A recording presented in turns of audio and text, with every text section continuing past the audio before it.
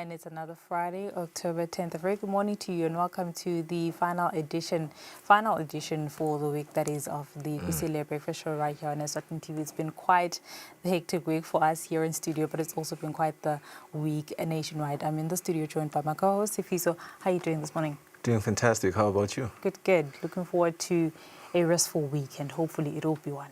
Right, because it has been quite a very eventful week this week that we are wrapping up. Indeed, you will remember that we started this week with a couple of interesting developments in the Kingdom of Eswatini, a week that has once again placed His Majesty King Mswati III's leadership on full display. Steady, purposeful, and deeply rooted in service to the nation. From education to diplomacy, His Majesty continues to steer Eswatini toward a more inclusive and globally connected future. And what a week it really has been, Sophie. So we start at Ngwane Teachers College, where His Majesty officially opened the 2 million Emalangeni Disability Resource Center, a modern facility designed to support students with disabilities through technology and specialized learning tools. Yes, and of course, this project, as we enjoy these visuals on screen of the students that were graduating, 39th graduation of the Ngwane Teachers College graduation there. Just a great cohort of students that have been graduating this year, 2025. And part of this graduation, I think it is very key to emphasize that last year, His Majesty the King did say this college should turn into a university, and indeed it was emphasized again this year by His Majesty. But that facility that you were talking about, funded by the Eswatini Communications Commission through the Universal Access, through the Service Fund, that represents more than just a new building, but rather a milestone in Eswatini's commitment to inclusion, ensuring that every learner, regardless of their ability, has a fair chance to achieve their full potential. And in other stories, well, moving on in this one, Sophie, so for years, access to education for people living with disabilities has been one of the most underrepresented challenges in the education sector. This new center now changes that narrative. It provides an environment where every student can thrive, feel supported, equipped, and most importantly, be seen. Right, and on those visuals that we see on screen right now is exactly that moment when he officially opened that room, that classroom, and it's equipped with high-tech, cutting-edge technology. As you can see, that is the principal from Ngwane Teachers Training College, and right next to her is the Minister of ICT, Honorable Savannah Mazia, who is, of course, at the helm of digital transformation in the Kingdom of Eswatini. Some of the equipment there that will be used by the learners, which, of course, are disabled learners, and that speaks to inclusion and inclusivity. But again, and the King made it clear that this is a part of a broader national effort to grow the country's human capital. He said, the increase of numbers of our graduates is going to ensure that the population that is growing will have teachers and educators that are ready to elevate them to expected standards, and that is important. So it's not just a disability resource center. Think of it as it's actually a tertiary level. Implementing such facilities at high school or primary school, that's sort of been normalized. But when you think of how education actually has to be inclusive, even at tertiary, it talks to, people living with disabilities also being afforded education, quality education at tertiary level. So those words by His Majesty speak directly to one of the pressing challenges we continue to face, the gap between our growing population and the availability of qualified teachers. His Majesty is pointing to education not just as an academic pursuit, but also as a tool for national transformation. And exactly, because if Eswatini is to compete globally, it is important that we must first invest locally in our people, in our minds, and in the systems that prepare citizens for the future. The Disability Resource Center is a good project, but it's not just a project for students with disabilities. It is a statement about equality, about innovation, because of what we saw inside there, as well as the inclusion in education. Of course. And from education, we move on now to diplomacy this week. The spotlight also shone on Eswatini's enduring friendship with the Republic of China and Taiwan, which celebrated its 114th National Day at the Happy Valley Hotel. His what Majesty, an occasion it was. You look at those, images there, those visuals there, you can see that it was an important event. It started with a toast, and then there was a lot of conversation. His Majesty, represented by Prince Lindani, who was seen there on the visuals, and that presence underscored what has been one of the most steadfast alliances in Eswatini's diplomatic history. The event, known as Double 10 Day, marked the founding of the Republic of China in 1912, and it was a celebration rich in culture, symbolism, as well as shared values. You know, it was quite the celebrations feasible. What stands out is that Eswatini remains Taiwan's only diplomatic ally in Africa. That speaks to volumes about loyalty and mutual respect. Over the years, this relationship has gone beyond formalities to deliver real impact, from scholarships for Eswatini students to agricultural partnerships, healthcare support, and ICT development. As Sfiso, as the country, we've had existing relationships with Taiwan for over 50 years. Now, the benefits are clear. We've had thousands of Eswatini going for their undergrad and postgrad studies in Taiwan. We've also seen the Taiwanese, offering assistance, quality healthcare assistance to the people of Eswatini, thousands of them, that is. Not only just people in urban areas, but most importantly, people in remote communities. They have reached out. They said, we want to offer you world-class stuff, and I think that's something that as a country, as Eswatini individually, we need to appreciate. Not long ago, may I add, that we saw a delegation coming in from Taiwan to discuss opportunities in tourism between Eswatini and Taiwan. I look forward to the outcomes, of that engagement with the Ministry of Tourism locally. Perhaps just soon, we might just find ourselves dining or having breakfast in Taiwan. Yeah, for sure.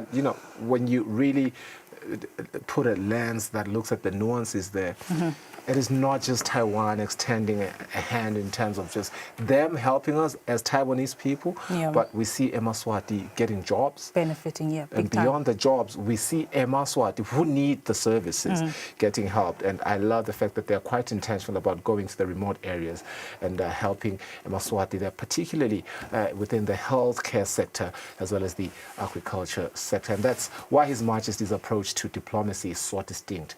It is not just driven by what normal leaders do, by politics, but the purpose as well. He's built relationships that actually work for the people of Eswatini.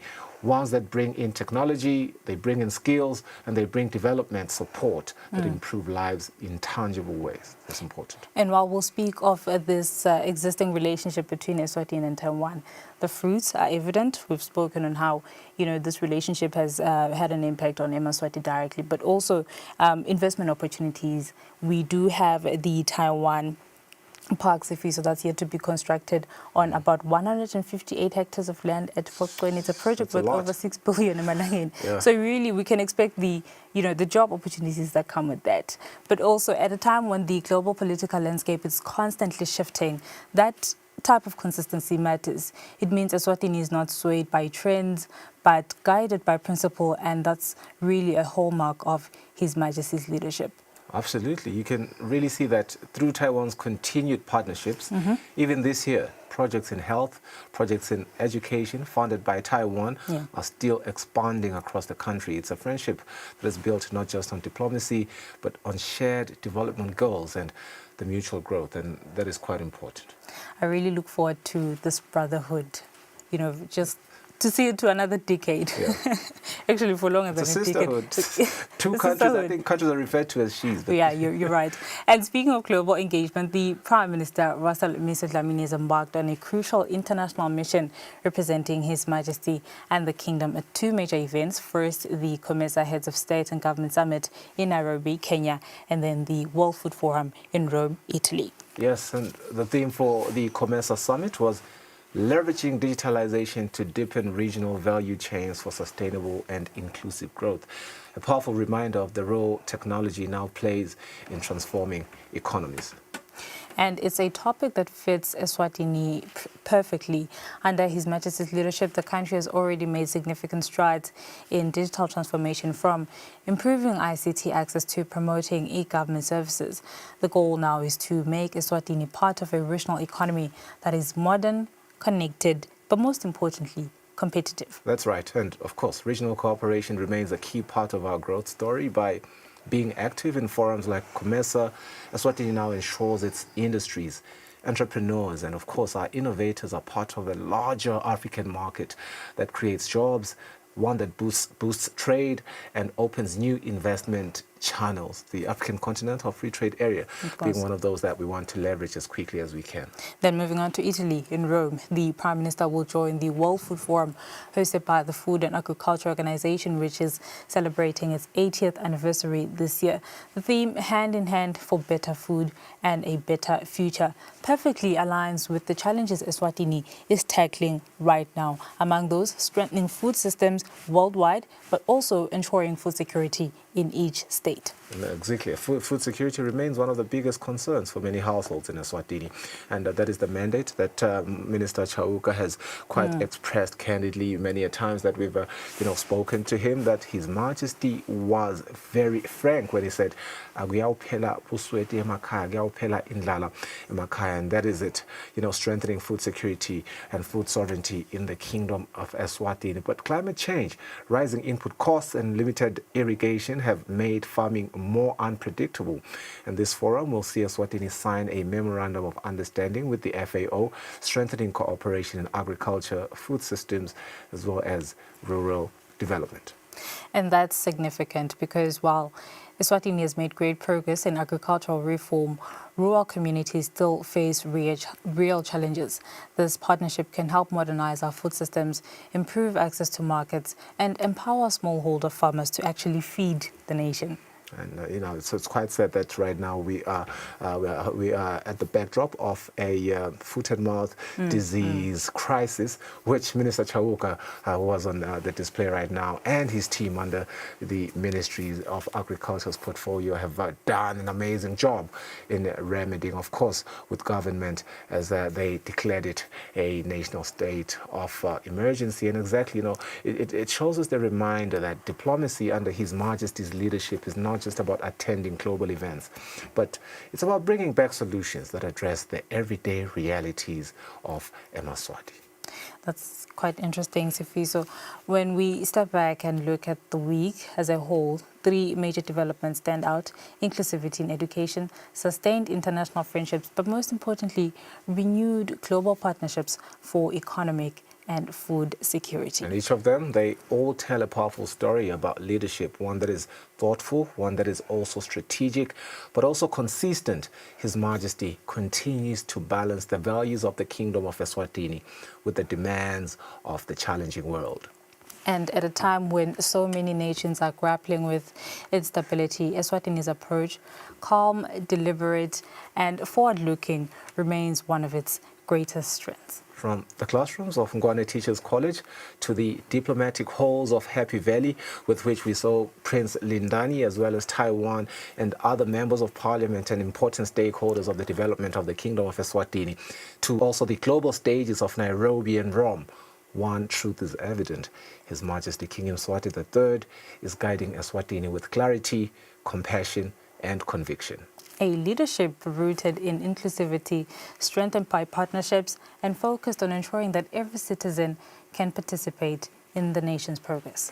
And, as we close this week, Nosila, I think it is important that we highlight that these developments are not isolated events. They are the building blocks of a broader vision, one that sees Eswatini rising steadily, confident in its values, and ready for its future. Right. And coming back to the program today, it is the World Mental Health Day, which is why I'll be speaking to mental health focal person in the Ministry of Health, Sindiso Pembe, rather. She'll be telling us exactly how far as a country we've gone in terms of progress around the mental health discourse, but also as individuals, what's the support that we need? How do we identify that we're about to fall into a mental health crisis? That's a conversation coming up at 6:30 right here on the show. We also have Nokuthula Mamba, who is going to be joining us on the program today. She's the Executive Director of the Youth Sustainable Development Center. We're going to be speaking youth adaptation, action, as well as, what they want to do as the Kingdom of Eswatini with their stakeholders in terms of uplifting and catalyzing how we continue to adapt to the climate crisis around the world. Youth participation being part of the key imperative there. The youth needs to move from just being informed to also just, disseminating that information through practice, and that needs a lot of support financially and as well with resources. So we're going to be delving into that conversation. How do we make that happen for the Kingdom of Eswatini? That is the conversation on the program today. It's going to be an interesting one. But yes, indeed, siqhubeka nje nekhuthalo kahle ngekubona inhlakanipho yesilo semhlaba kunakube solo sikucathatela nemlingani nothile. And with that, the Friday edition of the Kusile Breakfast Show is in full swing. Our first bulletin for the day coming up after this.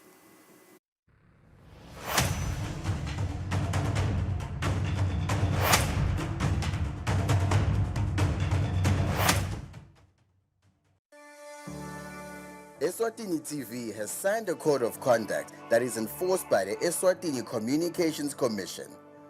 We are committed to reporting news that is accurate, comment that is fair, and programming that does not amount to hate speech or the description of gratuitous violence or explicit sex. For any complaints of our programming, please contact us on 2411-9600 or email info@eswatinitv.co.za. You can also contact the Eswatini Communications Commission on 2406-7000 or write a letter to ECCOM on PO Box 7811 Mbabane. Email address is info@ecom.org.sz.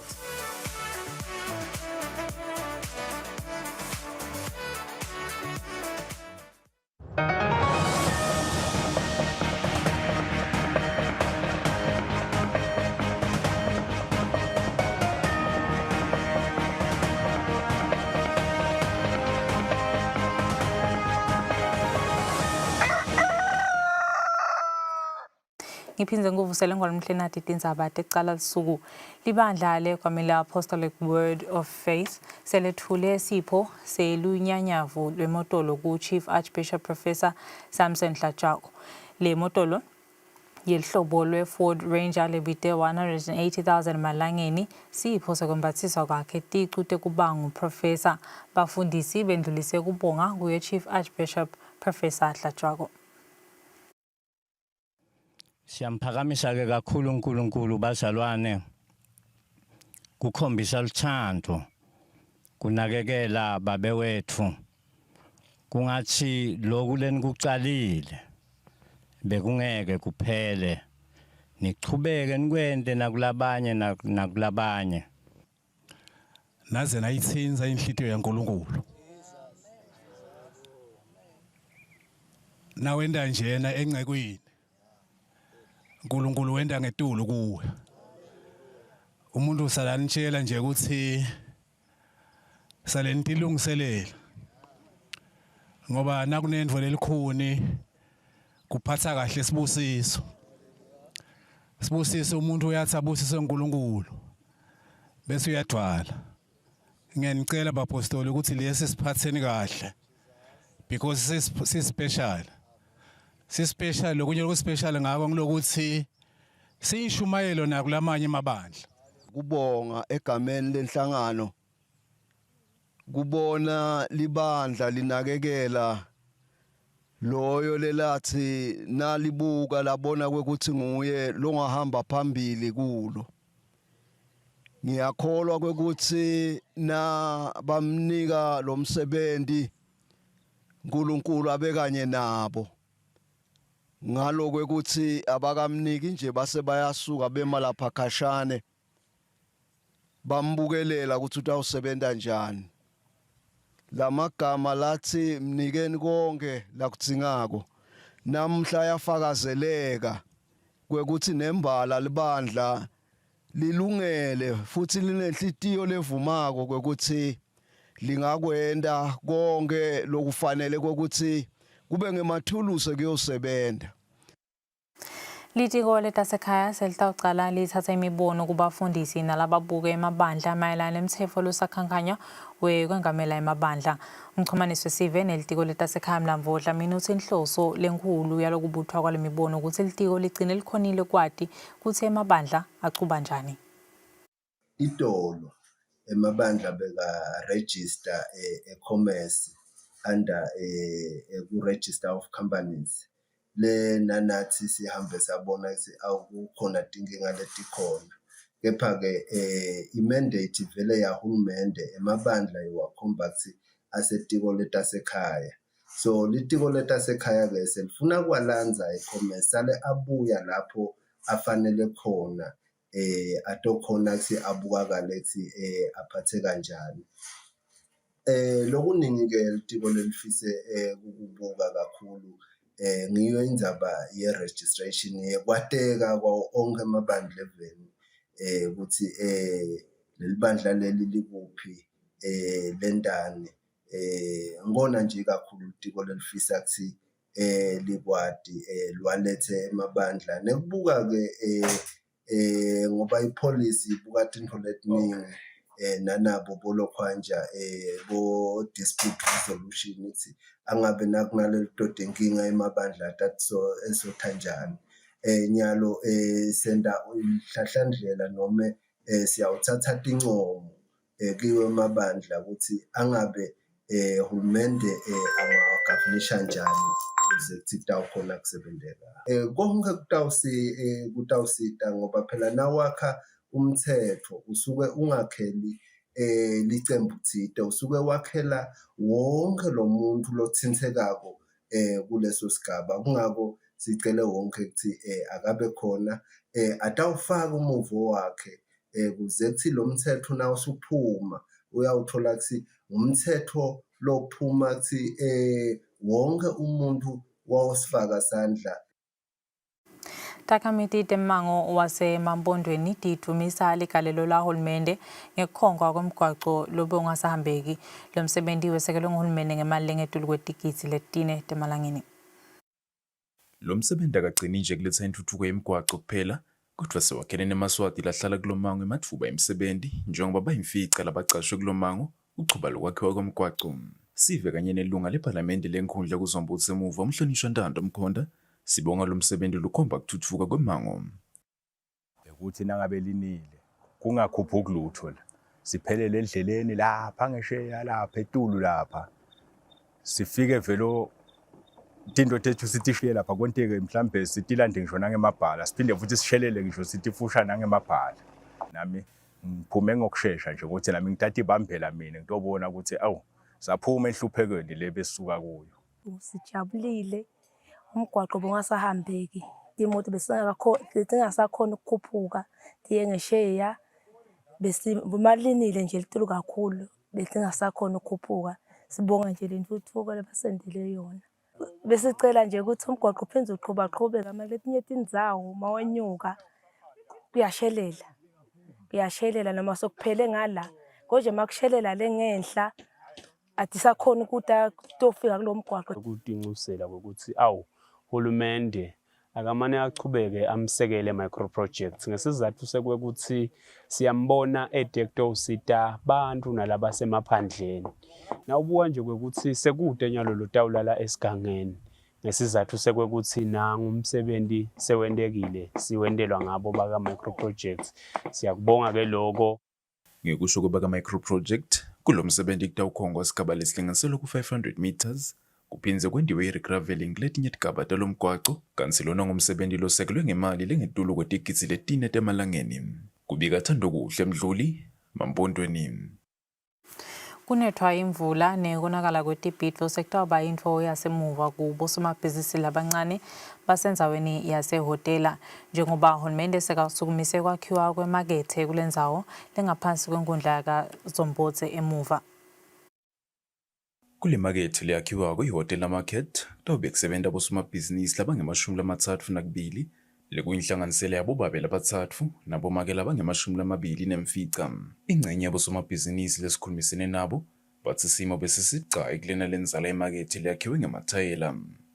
Sithokoze kakhulu Nkosi yami uhulumende ngoba vele kaze sacala solo simethwa imvula, kepha namuhla sesiyajabula ukuthi nathi singizombodza emuva sesitawuba nemakethe lenhle le-safe kakhulu, ngobe sesitawukhona nekuthi laba nemasaluni ngalokuthi sidabe sinagesi sesitawukhona lokho ukuthi kube khona lokuningi lesikwendako ngaphandle kwalokuthengisa nje lama-fruits and veg. Sibonga kuhulumende losentele naye imakethe kuthi nathi thina lesihlala emakhaya sikhone kudoda iphilisa. Sibonga nje umusa la sendele wona kusikhumbula nje nase sibakazombodze emuva kusentela ihotela market. Siyathandaza lokuthi kube yinto lechubekako mhlawumbe nebantwana bethu kuze kufike nakubo bakhone nabo kutiphilisa ngayo le market lena. Bavele siseceleni kwemigwaqo kakhulu kunalavumisa road, umshololo road. Hayi makhulu kakhulu futhi nje mahle kakhulu lamafuba lesitawuba nawo. Futhi nje siyakhola lokuthi vele sitawuthengelwa kakhulu kunakucala. Lo msebenzi usekelwe nguhulumende ngesikhwama seka micro project kansubite imali lilinganiselwe ku-700,000 emalangeni. Kubika Thando Kuhle Mdluli, Hotela.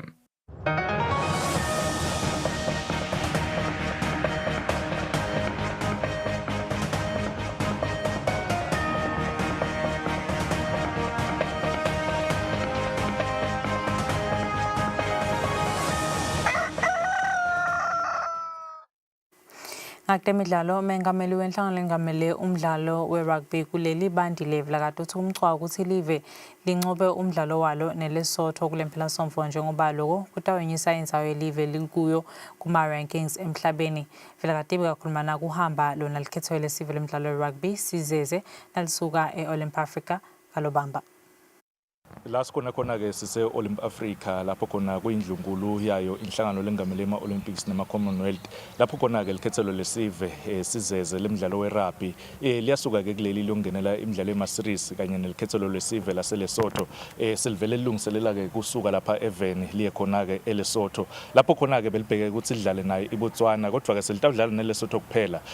Umengameli wayo-ke inhlangano yemidlalo we-rugby union lapha ekhaya Bandile Kavilekade uyaveta-ke ukuthi le midlalo lena imcoka kakhulu njengoba phela itawusita live leSwatini ukuthi lirenkwe njengoba asikho-ke kahle kuwo ema-rankings awo umdlalo we-rugby. Ngicabanga ukuthi kudlala kwethu nathi kuyawusiniketa lithuba lekuthi senyuke kuma-rankings.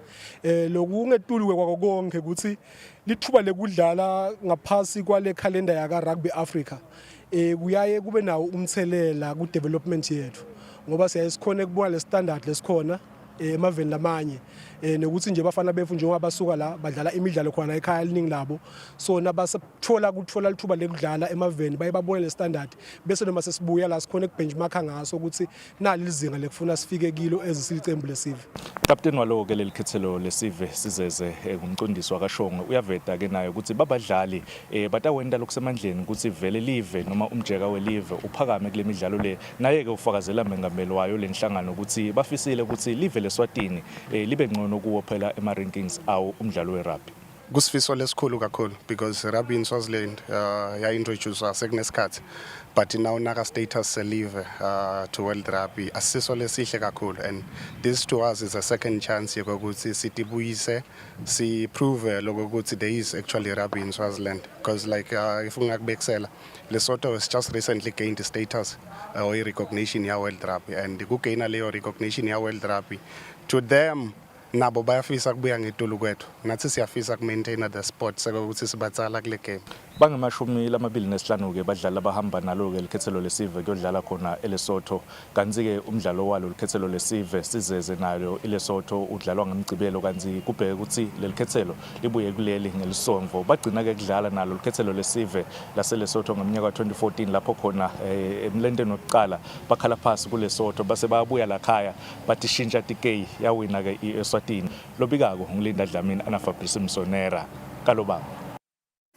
sithi phethana nangolomhlethi indzaba futhi kuqala lisuku sithi awusasa likhefu nasibuya sikhulumisana na mental health focal person etiko letempilo Sindiso Bhembe.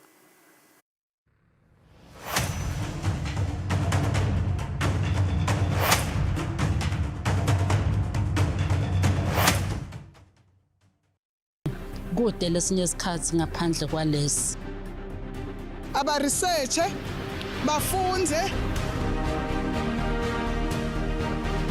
Being risky means ukuthi nalokuwa kwayo kulula. Nathi kufuna sente ukukhicita lokusembili.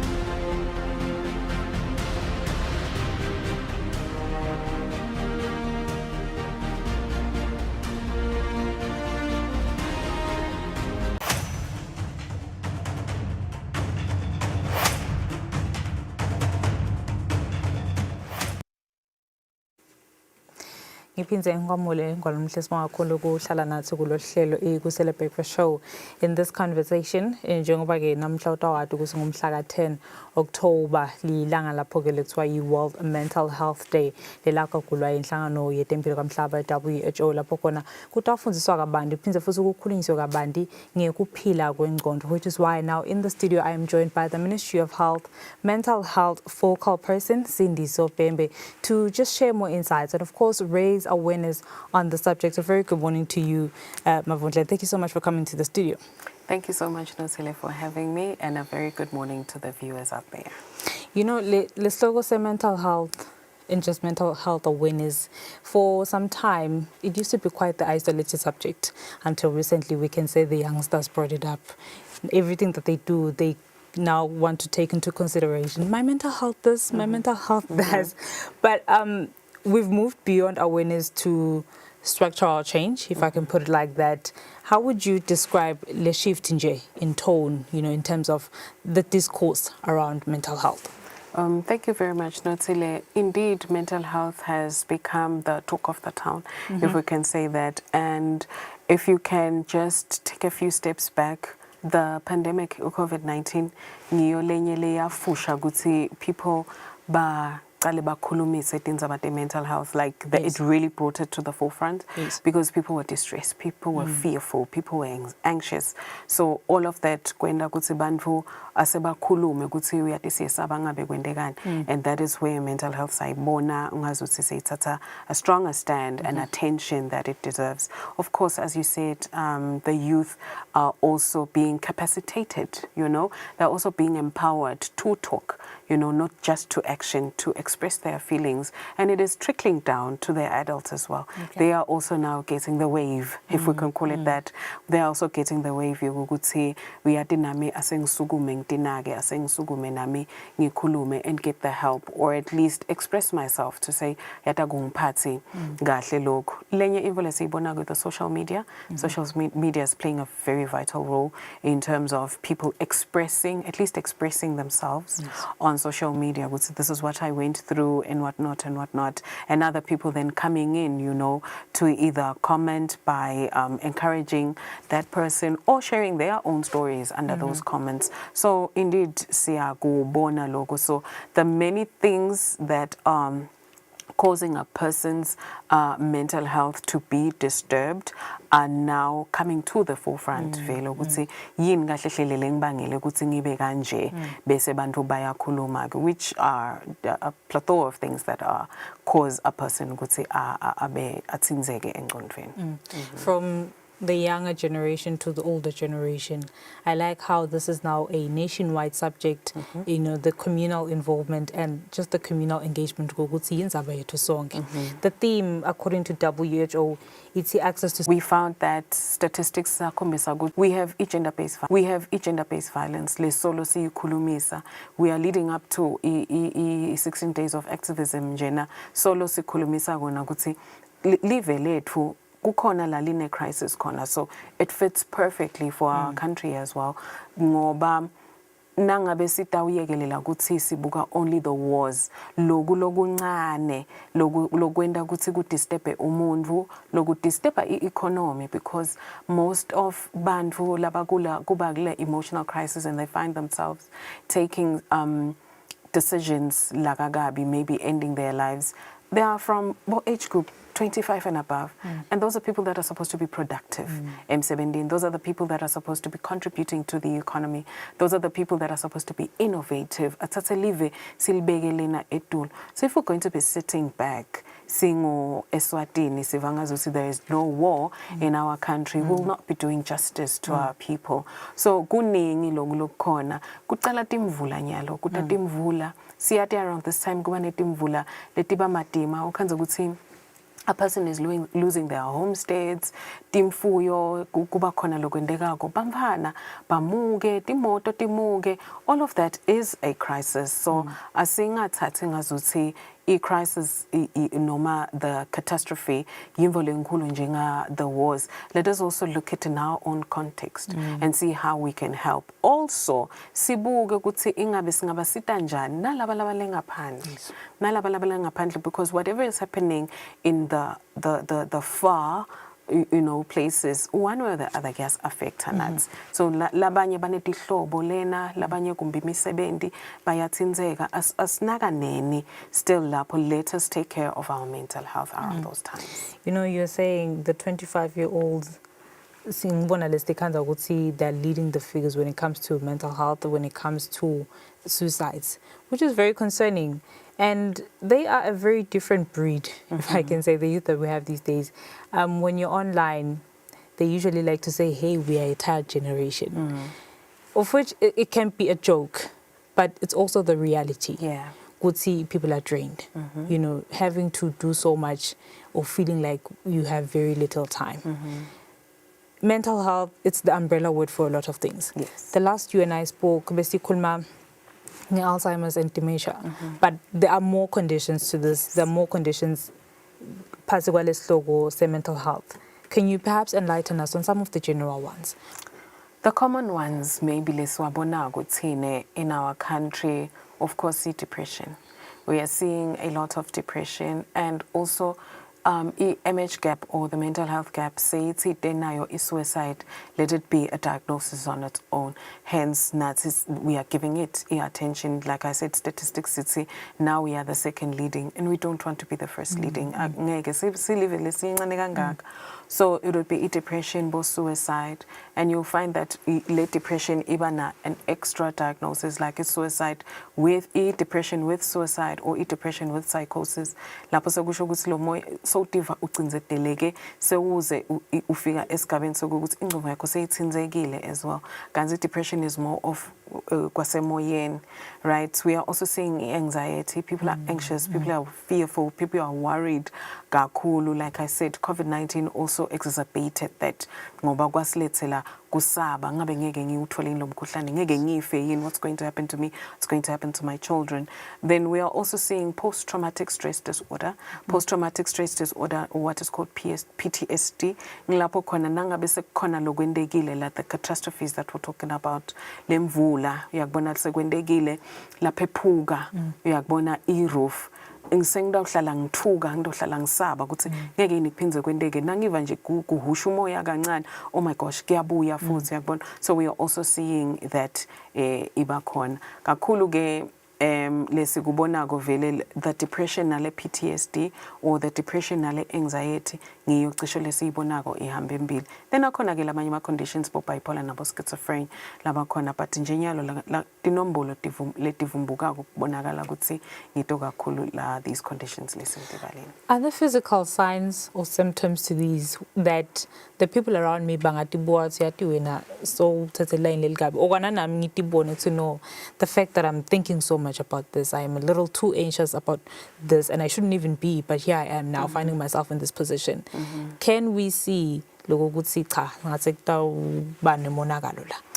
singabona nothile. That's a very good question, because majority of the time, mine, as I'm going through it, I'm seen by other people ukuthi behavior yakho seyishinjile or indlela lo wenda tinvo ngayo setishinjile. Take for instance na PTSD lebengikhuluma ngayo, the post traumatic stress disorder. Sita etimvuleni sibonile emsakatweni kukhulunywa ngetindzaba ukuthi abantu baphephekwelwe tindlu, ema floods endile ukuthi tindlu tahamba, ema roof aphephuka. Around this time umuntu lona le post traumatic stress disorder so tohlala worried uyakubona lathuma nje kancane asemsebenzini so uthukile yena akasakhona concentrator, loss of concentration, akasakhona concentrator, akakhona ilene concentrate, so ucabanga emuva ekhaya ukuthi ngabe kutokwendekani seliyadruma angithi uke wayi experience lento and it was traumatic, right? So akenge asakhona ku concentrate lo mvu loyo konke la kakhulumako nje inyalo nje sihleti siyacoca ngeke ukuthi ngabe sitahamba siyo Brian nini noma ukuthi birthday yabani sitamthengela gift bani uyakubona yena kuloko kujabula nje or that casual talk angeke yena engage much into that utawubabuta ukuthi ingabe how can we prepare ourselves yini lesingakwenda ukuthi sibe safe kunathi imvula letita uyabona uba preoccupied with nakuyala kakusabakho uyakubona noma uba preoccupied with nakuyala saba ukuthi kutokwendeka. So again simkhanza ulibokhuluma ngaloko aphenze futhi ukhanze ukuthi tinvo lasakatendako tonke tihambisana ngokuthi uyesaba uyabona, so they're very fearful and they worry a lot. Kube singaba nokuthi efana naye iweather bavetile lana bathide it's just going to be 10% rain kuye vele kuba sort of like over exaggerated kube singabe sesithi ke we have to exaggerate kakhulu it's just 10% and lo 10% usually alini but yena ngekuthi they've gone through that trauma uyabona so nato tinvela kato tibona labanye kubagcina bangena ku panic attack ngilesikhane so umbona physically akasakhona ukuphefumula so phefumulela etulo uyabona uva kushisa so yacala so yaform lomunye angacollapse ngoba vele le fear ibe sesiyam overwhelm noma ibe sesiyamengama. So those are the physical things lesitibonako. Lomunye ke ukhanza ukuthi so lose sleep like akasokhona kulala kahle what we call insomnia, so utawufika emsebenzini obviously na ungakalali kahle utawuba njani, you be tired so utafika emsebenzini utsiniwe and you're irritable lulaka seliletulu there's that anger uyakubona and lo muntu loyo ngisho ngabe nithanza kumbe kuhamba nidlala ibhola noma niyobukela ini noma niyo window shop nje na sesiphumile emsebenzini asesinyuse ama-soldiers window shop benithanza kwenda lokho akasakwendi letinto lebekathanza kudenda akasatendi letinto leto, so ngito tonke tinto lesitibonako ukuthi ngathi sekukhona lokhu khona ke. If these things or these thoughts and all of these symptoms that you've just mentioned, insomnia, the panic attacks, you know, they are ngathini abanga ngiko lemicabango leminye everything that goes on in the brain, you know, the brain's trying to process so much. If my mental not instability but in a way if kunale ngathini kuphathamseka engqondweni, if it then begins to manifest physically, so then what's the relationship between ingqondo yomuntu and their physical being, well-being that is? Perfect answer. We say ingqondo yinjini yemtimba wonke. Okay. Ingqondo yinjini yemtimba wonke. Anything that you do, uyambona umfana nakaya kuyothenza ikhandlela leshisako kwendekani, they quickly remove their hand ngoba kwendekeni ushile. What happened? The brain sensed ukuthi lokho kuyashisa. The brain sent messages to the hand ukuthi remove that hand. That is physical and it's connected to the brain, right? So konke ke lokwendekako. So mental health basically nasikhuluma nasidefine nje mental health is basically what you think and what you think affects how you feel and how you feel is seen or ubese so yakhombisa ngebehavior. It's basically what you think, feel and how you act, right? So definitely konke lokho kuyayithinza the brain, iyayithinza emotion, ithinza phinze futhi physically. So sitokubona ngema actions ukuthi what is going on in your brain. Sengubekisele nje nyalo nangachamka le handsome one lapha ya leli tall and buff liphethe ama flowers yakho. Look at you smiling. I'd be excited, of course. That's physically. That's physical. Now we are seeing your physical reaction. But is there a gentleman walking in here? No. Good. So where is it? It's in your head. Okay. Right? And you are feeling, you're born all fuzzy and warm, like, ooh, flowers, right? And then you're smiling. That is the physical that we're seeing. So the connection ilapo. So when you're fearful and you're scared, when you're thinking about whatever, you'll be apprehensive, therefore. Then it's like bona vele ngekuthi yakubona. So udlala ngetandla takho or wrangling your hands or bese so forma. That's because now the brain is telling the heart ukuthi ke listen, pump more blood. As you pump more blood, sicela lokho ukuthi uhambise adrenaline to help this person sort whatever that they are sorting. So there's definitely a connection.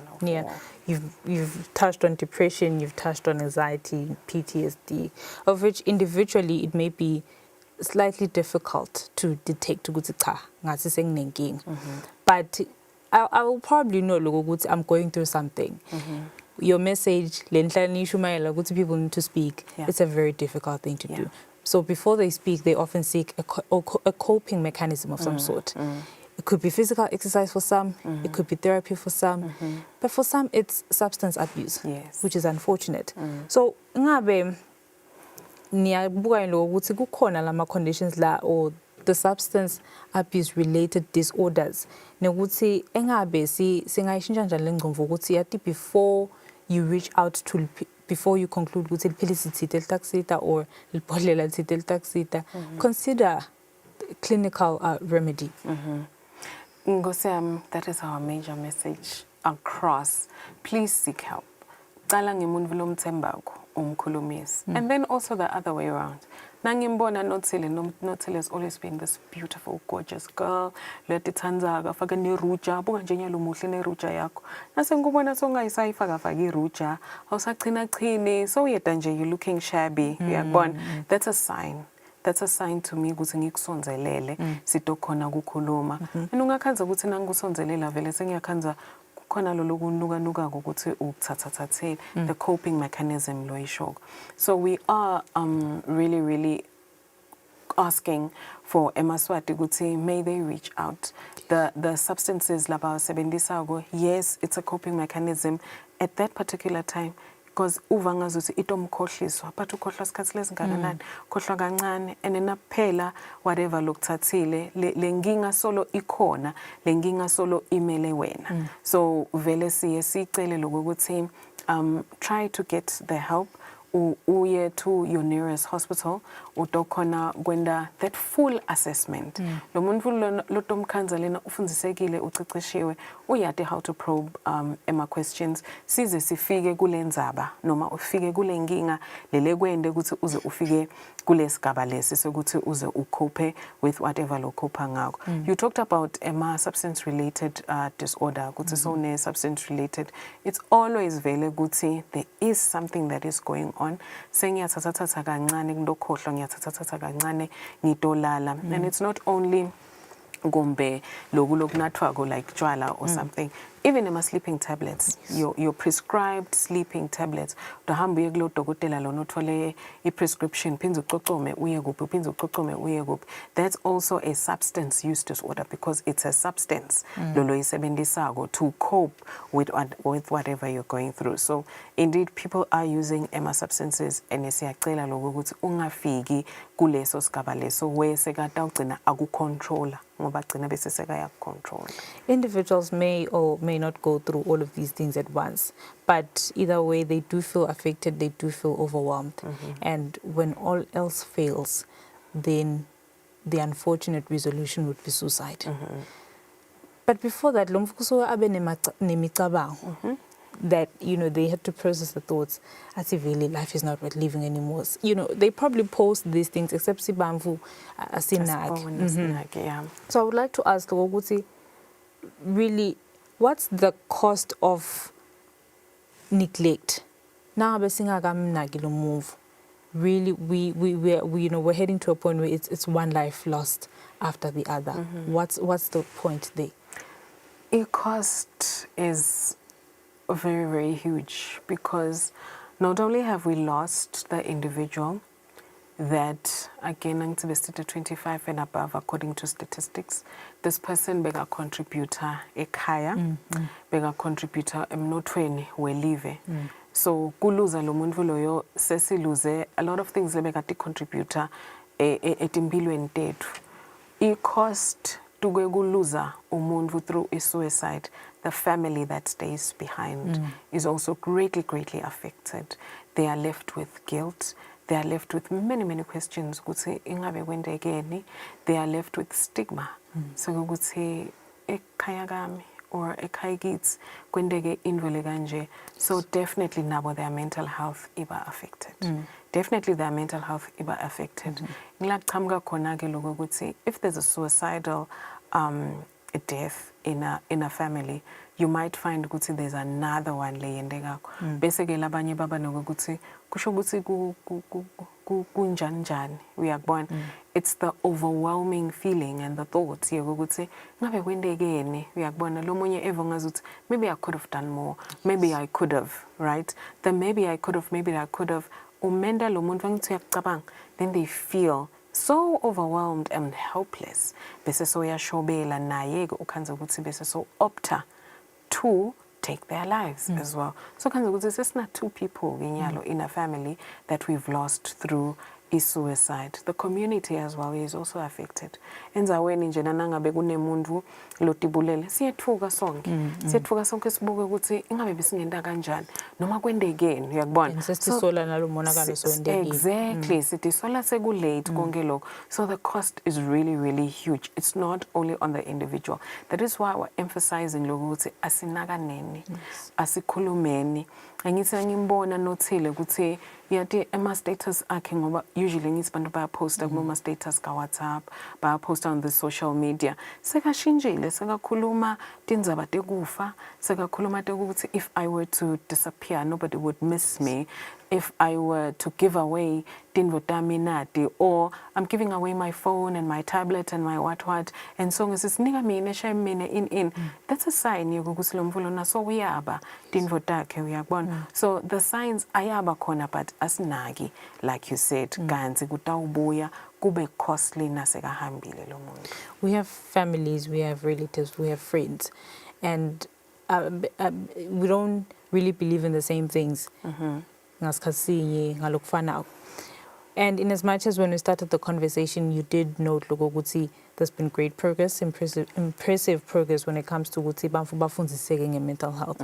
Truth is, kusekhona lama gaps. Yes. Labanye emakhaya batali now I'm feeling depressed. They'll give you a response yokuthi, or for them they believe ukuthi ukugula or ukuphatheka in a certain way, it has to be physical. If ngumkhuhlane sikuvukhwehlela, if inhloko siyayiva inhloko yashisa, those kind of symptoms physical. But ukugula mental health akubona asikuboni ngemehlo. I would like to ask ukuthi nangitawufike ngithi emake I'm not feeling well. I'm feeling kind of low. I feel like my spirit is just really not on the up. I figure I'd see awuthandazi ngani. They would just want to dismiss you like that. They would think, you just need prayer or you just need to sleep. But really, at the core of it all, deep down. So I would like to know, how do we bridge the gap between my belief systems? Clinical approaches to actually mental well-being. Okay. That's a very good question, Nothile. Asicale lana ngalama gaps lo washito ukuthi there are gaps lokuphendvula nje ube nokuthi thandaza kukhombisa lack of knowledge. I'm there for you ngikuphendvulile versus awume wena. Uyabona imphendvulo lethu. There's the thandaza and then there's the awume wena. So labanye vele they will not know how to handle that because sisengakafundziseki kahle vele sonke nge-mental health. And also when it comes to lama symptoms lokho ukuthi nje today I'm feeling sad, today I'm feeling low. We must also know lokho ukuthi sine malanga lapho khona we are low. Phindze futhi utokhanza ukuthi it'll last a day or two. Bese lapho sesiyaphakama si okay. When it comes to mental illness, the symptoms that you're supposed to be having, for instance, depression, funa abe khona every day, nearly the whole part of the day, for 2 weeks or more. Labo 1 day, nabo 2 day, feeling low, ngingakhoni kudla, then day 3, I'm okay, day 4, day 5, sisenga classify low as depression. You're just feeling low. Though, around that time la ufila low khona lapho ke la kumele singenelele khona uyabona. So lapho ke ngilapho khona kumbe make angaba nokuthi how you're feeling low, what's going on uyabona. Ngilapho let's encourage khona the talking, start the conversation uyabona. Oh, I'm feeling low because of A, B, C and D uyabona. Ucabanga ukuthi ungenda kanjani, or how can I help uyabona, or how can we go around this. Lapho ke la sifike singadi khona ukuthi sende kanjani umuntu nakafika abana ukuthi uyata ngekho kahle siye sithatha ngazothi kufuna simnikete le solution ukuthi yenda kanje kanti I solution ithi what is going on ufane ukhulume uyakubona noma ngabe ude isolution kulamanye emave kunanako lokuthi wa friendship bench the friendship bench ufika ukhanza umuntu nje a whole stranger ahlede ebhenjini ufika uhlala eceleni kwakho ukhuluma whether uyaphendvula noma akaphendvuli in uyakubona ku encourage lokho ukuthi ukhulume so angachubeka akuprobe and then what happened and then kwase kwendekani uyabona so basically vele indzaba ngiloko ukuthi asibese sesiyabuda ke lokho ukuthi what is going on lokho uthi you are feeling like this uthi express ke kuba ngconywana angithi kuye kuthiwa a problem shared is a problem halved right nemuntu nakakhulumile nje uye abe nokuthi ngathi khona umthwalo lengwehlisile man uyabona sokusida lapho. I'm not sure how easy it will be for us as a Maswati to adopt the friendship bench. But you're the expert, Sindiso. What's your interpretation of how young people are supposed to be productive, but also the rates of anxiety, depression, and substance, ikhula kakhulu ngakibo? Yeah, we are really seeing that young people are in touch with their feelings, but now lesikbonile la kuleka khona ngole skill development sekukuthi self-help therefore now you've realized I'm anxious, you've realized I have this crisis, what then do you do? What then do you do? So WHO for instance unayo njena module lapho khona afundisa ema life skills right for the young people ema adolescents ukuthi when you are feeling sad or when you are faced with a particular situation ask yourself these questions and if ukhanza ukuthi imibuto letibuta yona vele ikhombisa ukuthi ke no lokhu ngazothi kuyi anxiety or I'm anxious or when I feel like this I might have a panic attack then this is what you should do kungasali la ekuthenini vele mina kufana nenhloko mina ngifile inhloko athi umuntu onathile yini manje cha onathile yini liphilisi cha okay what are you doing about it uchazwa nje lokho ukuthi ngiphethwe inhloko everybody's coming up with solutions but you're not taking them so silapho ngenyalo ku youth nathi siba nokuthi then remember kugula kulethelana liso attention yakubona so abantu bangaba nako ukuthi shame onani hey so waba nema panic attack so waba ne anxiety uyakubona sishiye lapho let's do something about it because we're expecting you to be productive vele ungumliba loya embili asisheshe siyi setlishe nayi anxiety lekuphethe because statistics sithi as ima mental health disorders akucala umncane they're definitely going to move with you if not attended they're definitely going to move with you and a complicate ke naso umdzala kanzi kube sisheshe sawa naka lesikhano sasemncane you'll be good to go naso umdzala Sibonga Mavundla for your time. Leyo ngolomhle nguSendiso Pembe who is the mental health focal person in the Ministry of Health. Asifundisa nje kabandi on taking account ukuthi sisanaka imitimba yethu also we need to be cognizant of our mental well-being. Ngolomhle kwatise ukuthi namuhla ngilolanga le World Mental Health Day lelagagulwa ke inhlangano yakamhlaba yetempilo. Ngolomhle this is Kusile Prefer Show. Sitawuthatha likhefu nasibuya singena kudwetha indzaba ngelimi lesilumbi.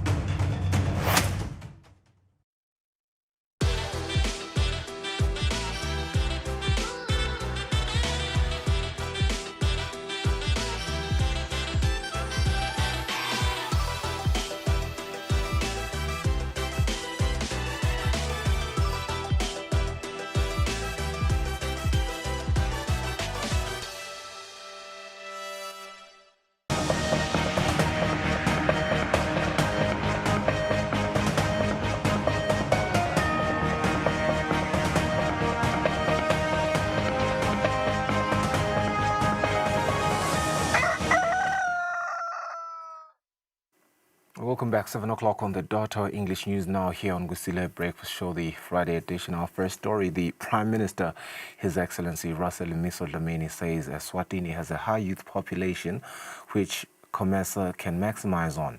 The Premier has invited COMESA to open a one-stop shop in Eswatini so that the local youth can reap the benefits, as is the case in Kenya. The Premier has made these remarks at the 24th COMESA Summit of Heads of State and Government held in Nairobi, Kenya. Eswatini has a high youth population and equally high youth unemployment rate. The Prime Minister, His Excellency Russell Miso Dlamini, said COMESA can maximize on this youthful population through opening a one-stop shop, as it has done in Kenya. As a nation with a vibrant, ambitious youth population, Eswatini believes that our young people must be at the center of our digital future. We therefore propose that COMESA considers Eswatini as the next country for one-stop shop for youth empowerment, modeled after the successful example here in Kenya. Such an initiative will ignite innovation, create jobs, and unleash the creative potential of our young citizens. Your Excellencies, in conclusion, let us use digitalization not merely to move goods faster, but also to move minds, to move knowledge and opportunities across our region. Let us ensure that no one is left behind and that the prosperity we build is inclusive, sustainable, and resilient. The summit, which has come to an end, was also a meeting where Burundi passed on the baton to Kenya, which will now chair COMESA. In his acceptance speech, President William Ruto said Africa should think differently and take a step towards limiting visa requirements for Africans to move within the continent. President Ruto said he has seen this working for his country, as the number of African tourists doubled after his government limited visa requirements for Africans. Our strategic focus will be, number one, to see how to enhance our intra-African trade from 14% to at least 50%. We know it is possible, and there are two strategic interventions that we have to carry out. See how to eliminate visa restrictions that impede movement of people, delay movement of ideas, and undermine movement of talent. And number two, see how to eliminate both tariff and non-tariff barriers that have made our borders barriers instead of bridges. Implementing ideas and decisions taken at such summits has seen African countries grow, as is the case in Eswatini. Through COMESA support, Eswatini has been able to implement Asikuda through the Eswatini Revenue Service. This program enables businesses and individuals to declare goods digitally before reaching the country's borders. This not only helps businesses maximize on time, but also plays a huge hand in economic growth. Reporting is Temgosima Vimbela, Nairobi, Kenya. The Deputy Prime Minister, Honorable Kusile, has arrived in Malabo in the Republic of Equatorial Guinea. The DPM is expected to represent their Majesties during Equatorial Guinea's 57th year independence celebration. Having departed the Kingdom of Eswatini through the King Mswati III International Airport on Wednesday evening, the Deputy Prime Minister Kusile has arrived in Malabo, the capital city of the Republic of Equatorial Guinea. The DPM touched down in Malabo on Thursday afternoon, and she was received by the Deputy Minister of Foreign Affairs in this country. Before departing Eswatini, the DPM explained why she was coming to Equatorial Guinea. Emakhosi asithume Republic of Equatorial Guinea lapho bebameme yona ingwenyama kuthi ito halalisa kanye nabo indiphethe yabo leseyicethe iminyaka engama57 57 years lokushuthi indiphethe yabo inganga ngendiphethe yethu ne birthday yengwenyama sithi halala silo sikhulu nakulo mnyaka nathi be celebrate 57 nebantfu lesinebudlelwane lobugcine kakhulu nabo base 57 beyifisileke kunene kuya kepha ngendzaba yemisebenzi lesecitsisaka eveni ayikabe isakhona yasithuma ke ukuthi awu sifike sibike ukuthi beyifise kangakanani sendlulise netilokotho wekunene tekuthi live lakhona Equatorial Guinea likhule lindlondlobale nebudlelwane bethu kanjalo buchubeke bugcine bukhule bundlondlobale. Equatorial Guinea declared her independence on the 12th of October 1968 after 190 years of colonization by Spain. The country's economy is centered around oil, forestry, farming, and fishing. Reporting, I'm Lincoln Kule in Malabo, Equatorial Guinea. While at home, the acting Deputy Prime Minister, Honorable Jane Simelane, says government has made great strides in supporting the girl child in achieving and driving positive change. Simelane says that government has prioritized girls' health through programs such as the HPV vaccine and has also promoted their participation in education, particularly in science, mathematics, as well as engineering fields, among other initiatives. The acting Deputy Prime Minister made these remarks when delivering a message to commemorate the International Day of the Girl Child. The Kingdom of Eswatini has made meaningful strides in advancing the rights and welfare of the girl child. Allow me to highlight a few achievements. Firstly, to ensure access and retention. Government continues to implement the reintegration policy to ensure retention of girls in schools after various reasons of dropping out of the school system. The second one, the implementation of the Education Plus initiative, which is a high-level global policy advocacy drive to accelerate action and investment to effectively prevent HIV and empower adolescent girls, both in and out of school. Thirdly, the government continues to promote universal access to education, ensuring that every girl can attend school and complete her studies through the provision of safe learning environment, scholarship, and other education initiatives. Leadership and participation. We have seen an encouraging increase in the participation of young women and girls in community leadership initiatives. Mentorship programs, particularly in the STEM fields and innovation platforms. A campaign to vaccinate girls 9 to 14 years against HPV in schools. Also bundled with deworming, nutritional supplements, etc. This helps protect health and reduce school absentees, risk related to HPV-linked cancers.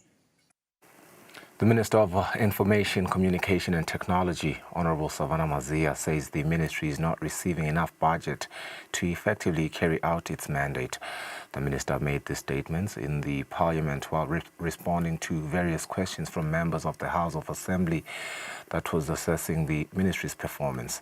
Minister Mazia was presenting the ICT Ministry's second quarter performance report for the 2025-2026 financial year. The minister began by updating committee members on the work being done by the ministry, which includes the proposed Critical Infrastructure Protection Bill of 2025. Other initiatives mentioned include the Government in Your Hand program, which aims to enhance citizens' access to government services through technology, Committee members later raised several questions. The MPs say the ministry should be supported financially so that it can deliver on all its promises, including bringing Google and other initiatives to the country. They add that they will defend the ministry's budget to ensure it received adequate funding. The Minister of Information, Communications and Technology, Honorable Savannah Mazia, responding to some of the questions, says the ministry receives limited funding, which makes it difficult to fulfill all its commitments. See, what you're saying about the budget is very critical.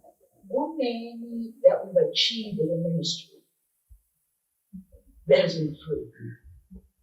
But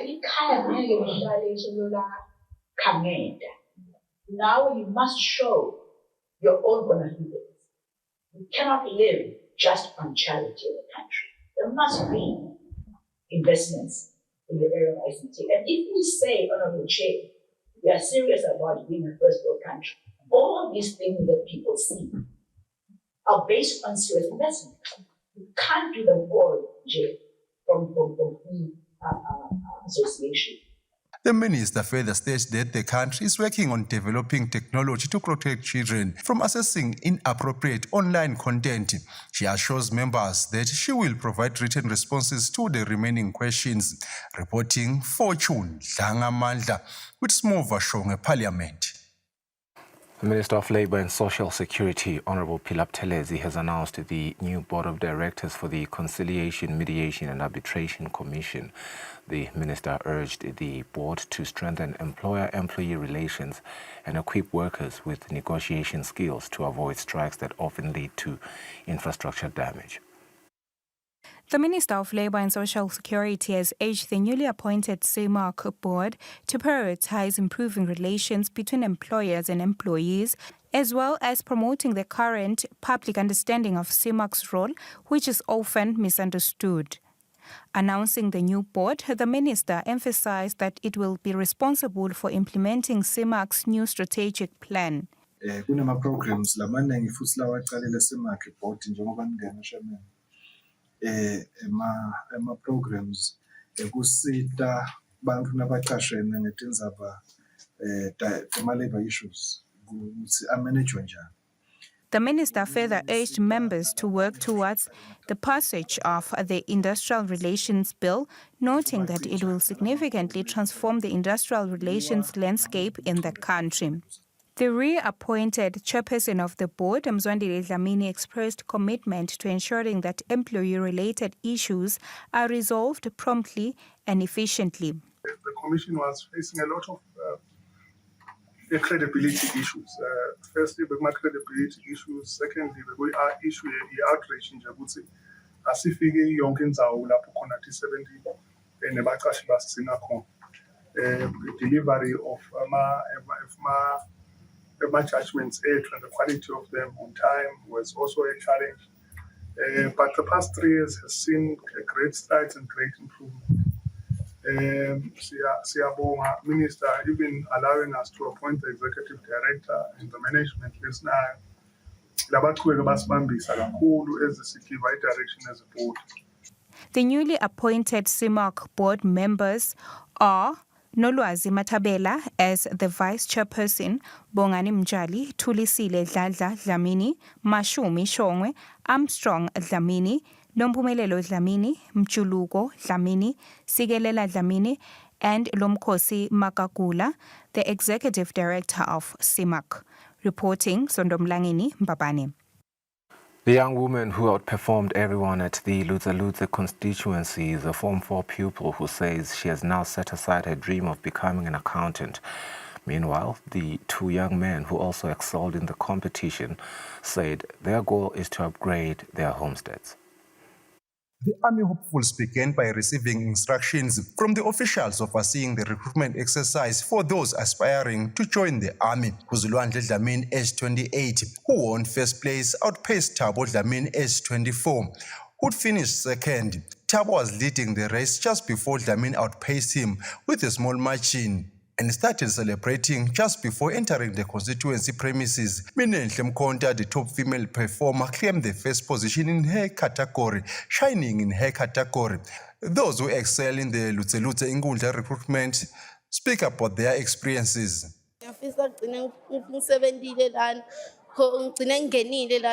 She says she decided to join the recruitment because there are very few jobs, and even those with qualifications struggle to find employment. She adds that she will no longer pursue her dream of becoming an accountant.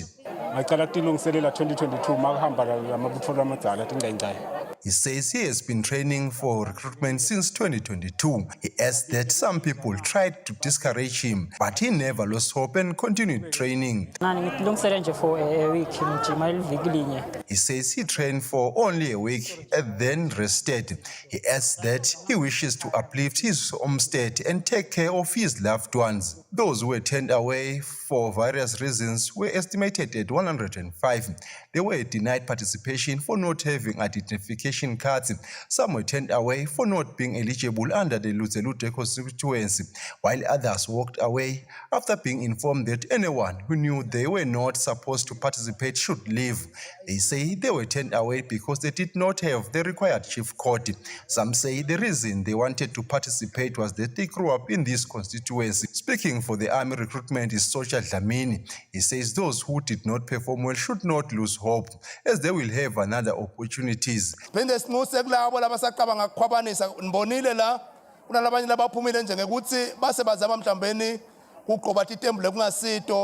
labanye bangena endleleni sekumbanga noma sosenkundleni yakhe ngaloko ukuthi wazama ukuthi manje na akhwabanise.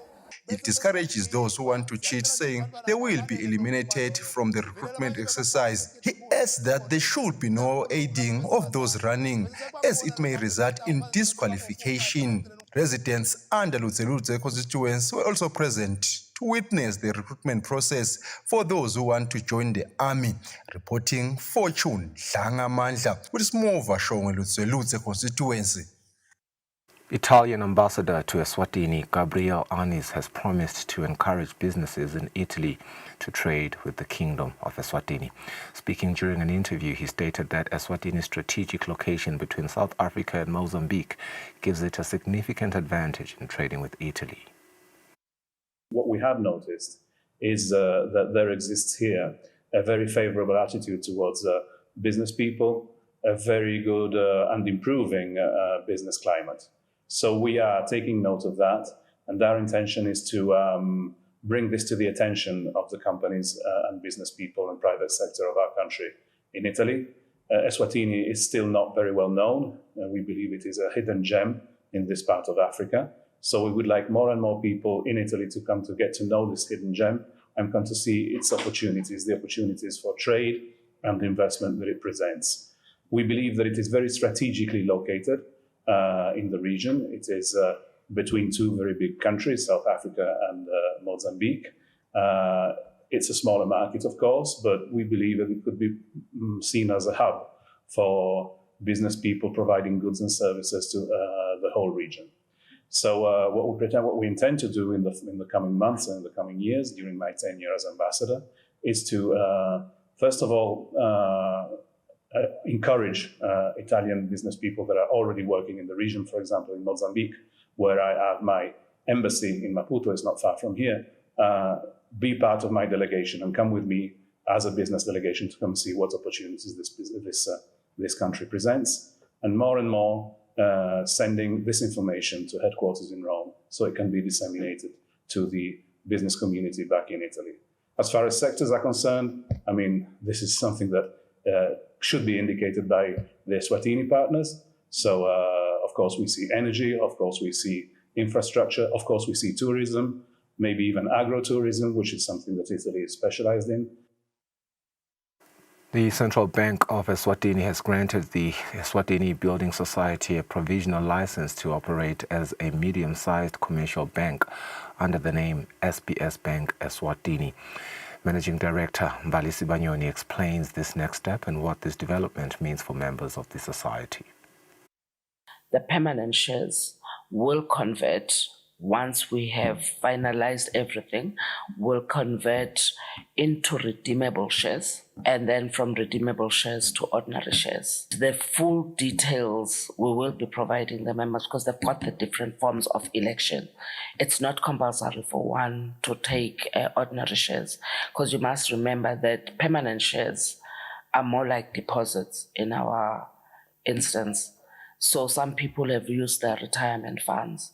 And it's just to also emphasize because the funds are still safe. The managing director has also shed some light on whether there will be bank charges as they transition into a medium-sized commercial bank. We do charge even now. The charges that we charge follow the principles that are there guided by the central bank. Nothing will change when it comes to charges. We'll still follow the principles that are there as guided by the central bank as well. In a statement, the Central Bank of Eswatini said this decision follows a comprehensive review process that was conducted in line with Eswatini laws and the banking regulatory framework. The Central Bank of Eswatini further says the SBS Bank Eswatini submitted its application to the bank on the 30th of June this year. Following a robust evaluation process, the Central Bank then determined that it meets the regulatory standards required and qualifies to be granted a provisional license. Reporting, Nelson Ngamandla, Vuminkosi Nzinisa Mbabane. The accused, Robbie Sipepiso Hadzebe, who is charged with the offense of possessing illegal drugs, specifically 829 kilograms of cannabis with a street value of 2.7 million Malangeni, says he will plead guilty to the charge. The reporter, Fortune Langamandla, compiled this report along with other cases that took place in court. Robbie Sipepiso Hadzebe appeared in the High Court and requested bail. He said he was arrested on the 7th of this month and he intends to plead guilty. Hadzebe added that he has been fully cooperating with the police and requested bail to care for his 6 children, 4 of whom are still in school. And his wife, the 47-year-old, also said he is unemployed and detention could affect his health. He faces 2 charges, possession of 829 kg of illegally drugs and possession of an illegal firearm. High Court Judge Titus Mlangen expressed surprise at the value of the seized dagga, stating it is a serious offense. Hadzebe was granted bail of 15,000 Malangeni, with 7,000 payable immediately and 8,000 as surety. In another case, Deputy Sheriff Vusi Charles Mncina, charged with the murder of his girlfriend and 3 other women, requested the government-appointed lawyer. He also sought to change his current lawyer, claiming no one had visited him in prison to take instructions. Judge Mlangen said he would follow up with High Court Registrar Nosipho Mazibuko and ordered Mncina to return next week when date for his date will be set. Those killed by Mncina include his girlfriend, Kulile Shongwe, Lungile Shongwe, and Nhlanhla Thwala. And Fikile Shongwe, he is also accused of attempted murder against Thuli Mkhwanazi. This incident happened in 2023. Reporting Fortune Dlangamandla, High Court.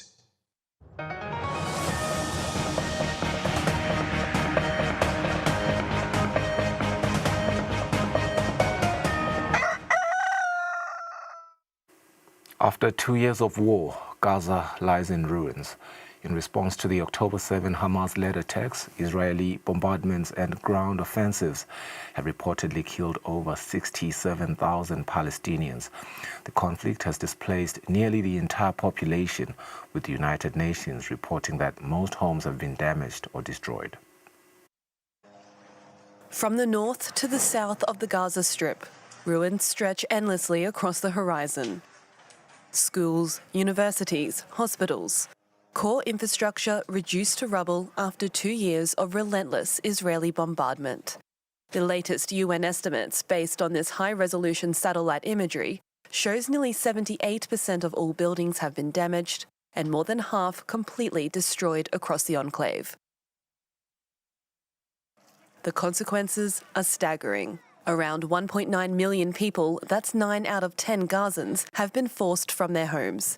As shown in these images of Rafah camp, the first taken in November 2023, the second January last year. These families now living in makeshift tents with limited running water, electricity or basic sanitation. Experts declared man-made famine in August, a crisis deepened by the deliberate destruction of farmland.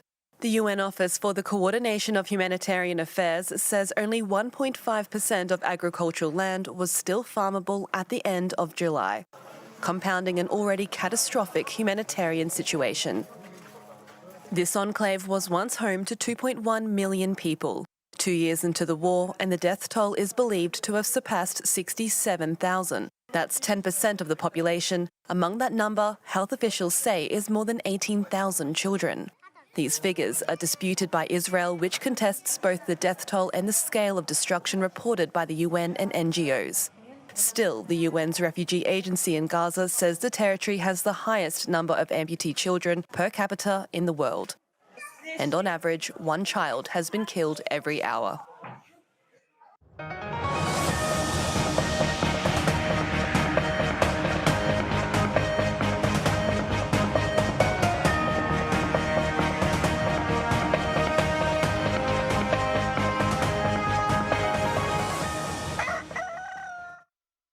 Now, sports news. Stanley Eswatini has once again sponsored the Oyama Karate Champ of Champs tournament with an amount of 35,000 Malangeni.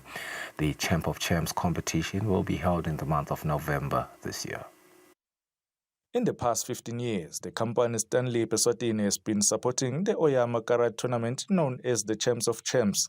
This year, the company has once again supported the competition with a sponsorship worth 35,000 Malangeni. Stanley Eswatini's head of business development, Mzwanele Manyatsi, says they are a company that enjoys supporting such events because the sport promotes good discipline among athletes. It gives us great pleasure as Stanley Eswatini to continue the relationship with Oyama in Eswatini. It is a relationship that has been in existence for 15 years, and as Stanley, we find it rather a great initiative that will add value to the community, to the children at large, to everybody who is partaking in such an initiative. So it gives us great pleasure to be strategically aligned as an investment company to also add value to the landscape of Eswatini. And by the mere fact that it has grown beyond the borders of Eswatini, we feel that as Stanlib, this is also a great way to show that we take sports seriously, we take karate seriously, and we also appreciate the impact it has on the society.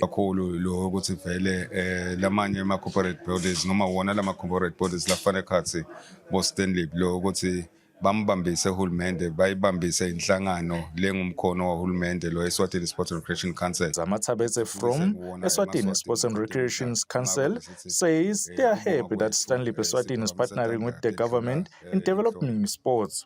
Mfanafutu Vilagati, who is a Shihan master in the Oyama Karate sport, says the support they received from Stanley Eswatini has helped the tournament grow to a level where it now attracts participation from other countries. We are very grateful to Stanley Eswatini over the last 15 years for the sponsorship of this Oyama Karate Champ of Champs, which has become an annual event. This is the 15th edition of the Oyama Karate Champ of Champs, which we coin it Stanley Champ of Champs. We have seen growth. We have seen growth at different levels. Talent-wise, we've been able to get the moment to nurture talent.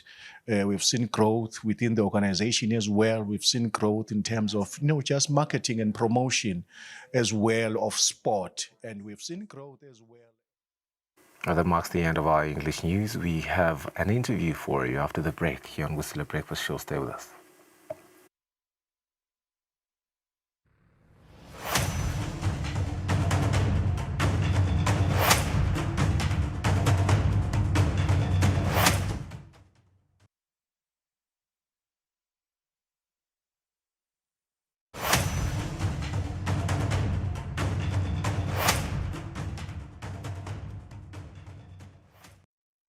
Welcome back and thank you for staying with us. Let's turn our attention now to a generation that is not waiting for the future, but they're actively shaping it.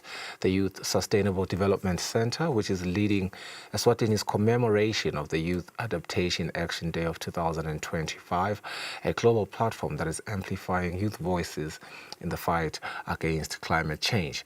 This year's focus, NDCs, Youth and Adaptation, is a theme as well as a challenge to ensure that young people people are not just consulted, but they are central in driving the country's climate commitments under NDC 3.0. Joining us, Nokuthula Mamba, the Executive Director of Youth Sustainable Development Center. She's going to help us unpack how Eswatini's youth are translating climate ambition into tangible action. Vulini, welcome to the program. Good morning. Good morning, Sviso. Thank you for having us. Important work that you're doing here. The term adaptation on an abstract level is something that many people do not really get or comprehend. So I want us to start there and really break that down. For young people in Eswatini, what is adaptation? What does it really look like in reality? Basically, adaptation is more of how best can we ensure that we are not vulnerable to the climate change effect that we experience as countries and communities, and also as Eswatini and young people that affect us directly. So here we're talking about climate change such as floods, we're talking about drought, we're talking about the heat waves that we are literally experiencing this day. Tomorrow, yesterday it was hot, and then today it's raining, and it's raining the whole day without even stopping, and then the following day it's hot once again. So we're looking into how best can we now live within the situation that we are finding ourselves in. How best can we continue ensuring that we sustain our livelihoods, ensuring that we sustain the activities that we need for us human beings to actually survive in our communities, countries, and at global level. And indeed, part of that movement is having the youth heavily involved through proactive and, participatory involvement. And you've spoken many a times before that there's a gap that exists between awareness as well as participation, and we ought to bridge that gap. How do we get there? What is missing? Truly, I think the first part that is missing is that youth voices are there in certain platforms, but that do not transfer into actual action. So I'll be there sharing about on how I am affected, but now when it comes to actioning the recommendations that I've shared in so many platforms, I'm not part of those implementation programs, but I'm more of a person who's informed. This is what will be done. But without my participation, without my inclusive engagement, and without me also leading on some of those implementation programs that are happening, especially in response to issues like climate change that also affect young people more than any other populations, as we know that young people are the generation that are supposed to have access to certain natural resources, and also a generation that is also supposed to maintain those natural resources. But what is currently happening is that young people are left on the side. They have ideas on how best we can adapt as societies, but they're never part of those adaptation platforms where everything is planned together and where there is actually commitment, because you can say that you are including youth, but when you are not fully committing in terms of inclusive policies, fully committing in terms of building the technicality and the skills that they need to innovate, that they need to implement projects, and also enabling access to funds for them to implement these solutions that they have actually developed. So that's where the gap is. Young people are aware of what is happening. Young people are also coming up with solutions, but you find that the solutions that they're also coming up with are not aligned to national policies, they're not aligned to global frameworks. So we're trying to also bridge that gap to say we understand how you are affected, but also ensure that what you want to come up with, the solution, is aligned with the national development commitments, it's aligned with the global frameworks like the Paris Agreement, the NDCs, and the national adaptation plans. Yeah, and speaking of NDCs, we are going to speak particularly about NDC 3.0, and we are going to get into policies, because I see the integration there between that framework as well as policies. But before that, how much of accountability does the youth has to reflect inward in terms of, I mean, it's okay to be aware and to advocate online, on social media platforms, to advocate with your friends, really. But when you say participation and awareness, I get the sense that as Sifiso Ngumalo, I'm learning from Nokuthula. So I'm aware. I may go on Twitter and tweet about it, or on Facebook, or whatever platform. But how much of that accountability and responsibility do I have to voluntarily go out there and actually impact real action outside of just, the online platforms? Yeah, we really need to be active on the ground. You can do so much in certain online spaces.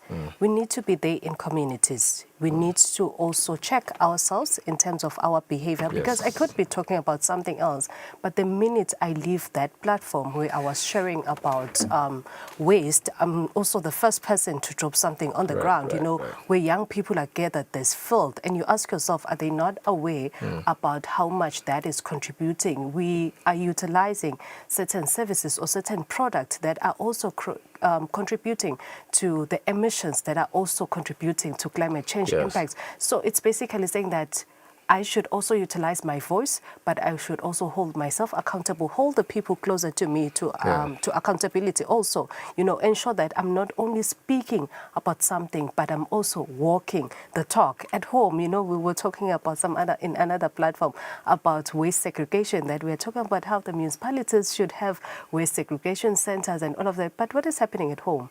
Do I have a waste segregation center within my household? And if I don't have it within my household, how then will I ensure that other stakeholders commit to that? 100%. The rivers. What are we doing with the rivers? If I allow a business within my community just for me to get a job, to draw something in the river that will cost me the water that I will need in the future, how am I really being aware and also being an active participant within the addressing climate change impact? We know the old adage, charity begins at home, and I suppose we can spin it and say adaptation begins at home. It really begins with us as the youth. We are the largest population in Eswatini. We form maybe the majority of the population in Eswatini in Africa. Right. And it really, really begins with us. Yeah. You spoke on, I'm happy you've addressed the accountability that the youth has to look into in terms of just looking inward. Just let it begin with yourself. But we also sort of fluffed around the other side, which is supposed to involve the youth in everything that they do through policy, through programs, whatever it is that they are doing. Who are those people that we are talking about, really? You've spoken about municipalities and waste segregation. I suppose they are a part of, the other side. Yes, I think we have a number of key stakeholders within the climate action space. We have government ministries, we have development partners, we have the NGOs, we have schools, we have the municipalities. So what is usually happening is that there will be a policy, and looking at maybe the interest of whoever that is leading that policy, or maybe of development sectors, the funding will go towards whatever is more a priority according to that committee or the stakeholders that are involved in the implementation, the monitoring and evaluation of that policy.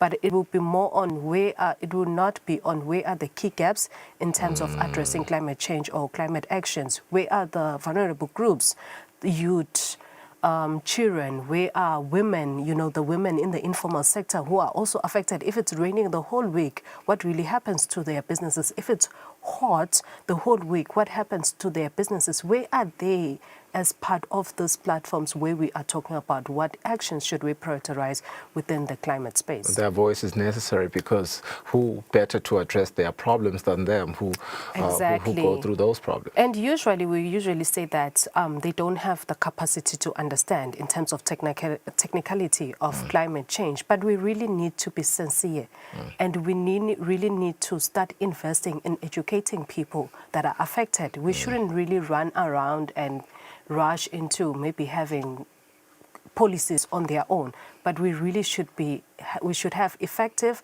awareness and educational programs that will lead into this person whenever they engage maybe in business or they engage in community project. They are aware of how best that project will contribute maybe into environmental sustainability, or how it will affect it when we have a new business, when we have new funding. How is it also supporting a farmer?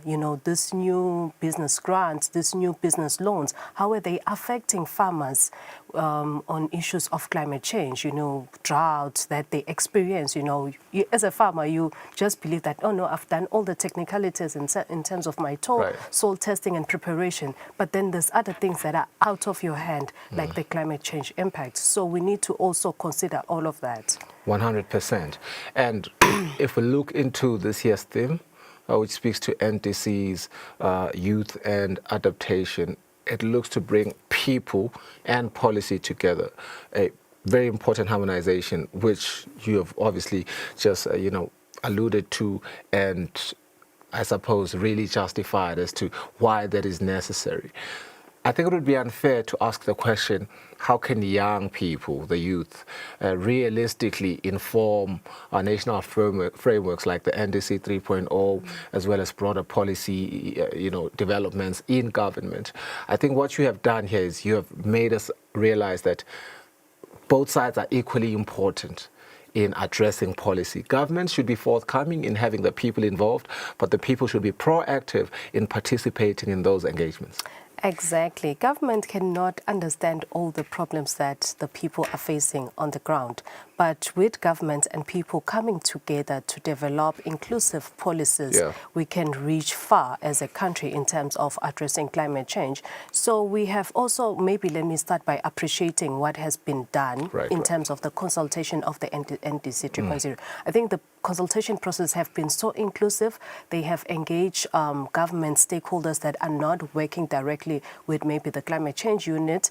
They have also engaged development partners. They have engaged the private sector, critical private sector players that we're seeing in the country. They've also gone on and beyond and engaging civil society, and not only just civil society NGOs, but also youth and other and gender organizations in the country, which has been a critical part in ensuring that our NDC 3.0 is inclusive. And in terms of inclusion, I think we also need to applaud the government on that part. They've now outline or have concrete action and targets that are looking into vulnerable groups such as gender and also youth and children. And one would think, why do children matter? But we're talking about issues of health, how climate change is also contributing to health issues. And we're talking about issues of wash, the need of sanitation and hygiene, especially within schools. So all of those areas are critical, and we appreciate so much the work that government has done. But also, now it is the time for young people to be informed. What are the priority areas that are looking into NDC 3.0 youth and children sector, and how can young people ensure that when government start developing the implementation plan of NDC 3.0, they have concrete actions and concrete implementation strategies that will ensure that we are able to achieve what we want to achieve. It no longer just becomes something like, oh, we'll see in the next 5 years, but it's something that can be prioritized right now and implemented with the young people, because we're not only just talking about having or doing something, but we're talking about implementing with young people. Young people are already leading such great initiatives on the ground. They're coming up with innovative ideas. They're coming up with biodiversity projects. They're coming up with climate smart agriculture projects on the ground, but they also have challenges. So those challenges can now be packed into actionable items that government and other stakeholders, development partners, NGOs, community members can work on or work with, guided by what young people say they want to see in terms of the implementation plan. The long and short of it, I'm taking that NDC 3.0 is going to be a policy framework that should enable the innovation, the entrepreneurship, and the youth participation, as it were, for the greater good of adaptation. Exactly, and mitigation. Right, and mitigation. Yes. 100%. Let's talk about financing the future, because access to green and adaptation finance remains a recurring concern, right? And what does financing look like right now for a young person in the remote areas of Eswatini who wants to act on climate resilience? There's very much limited funding for youth in remote areas. I will not I would not lie on that part.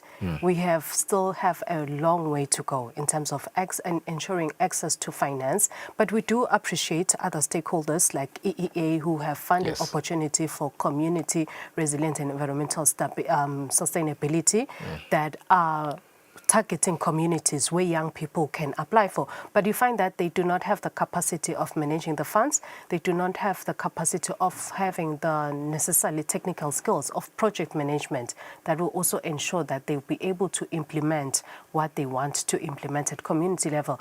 So, and then when you look at Eswatini, other than those opportunities, there are no other opportunities where young people can be supported to implement community resilience or environmental sustainability projects. And also in the international space, there's so much limited opportunities for Eswatini.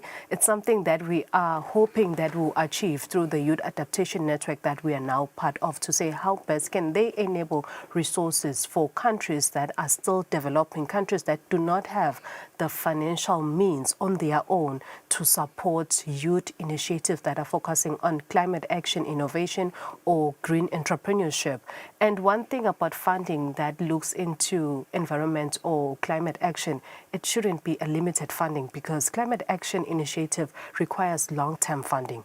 What we are able to do now with the funding that we are receiving as youth stakeholders, we are able to do awareness activities, we're able to do 1 day or 2 day workshop, but we need to move beyond that. We're looking at the issue of unemployment. Let's look into the green or the climate space as one of the critical space to also resolve the issue of unemployment, so that we don't find ourselves promoting businesses that are also costing our future or losing the young people that have the skills, they have the innovative ideas on how best can we mitigate unemployment and also mitigate climate change, which is something that we are really losing fast as a country.